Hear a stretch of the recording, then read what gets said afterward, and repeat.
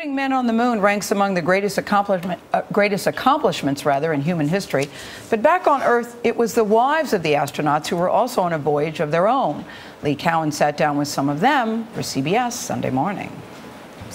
Jeannie and Charlie Bassett bought the house one house down from us and built it. The wives, like Sue Bean, once married to Apollo 12 astronaut Alan Bean, used to live close to one another.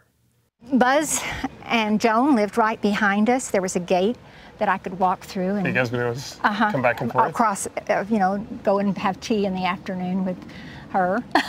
In the late 1960s, this neighborhood outside Houston was kind of a space suburbia.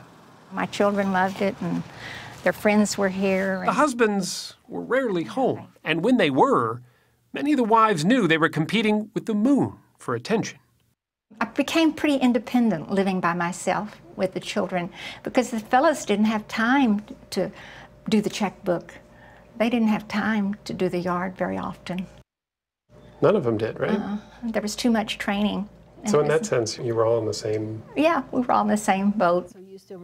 We gathered Sue and 3 other Astra wives together. There were certain things you couldn't do.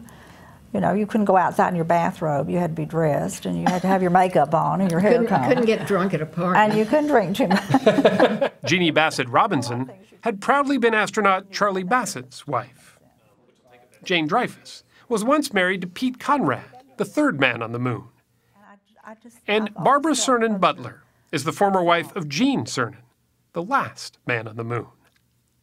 How much of a pressure was there to be the perfect American family? Well, I think we knew we had to be because we didn't want to have anything upset our husbands' flights. We all wanted our husbands to be the first, or at least we wanted them to be sure and be up there at the top of the list. And a good, happy marriage sort of ensured where you were in the flight? It would certainly help. Was that hard? I mean, were you always sort of watching your P's and Q's? We were perfect. What you expect? No. And you can watch more of Lee Cowan's Sunday morning interview with the astronaut wives at cbsnews.com.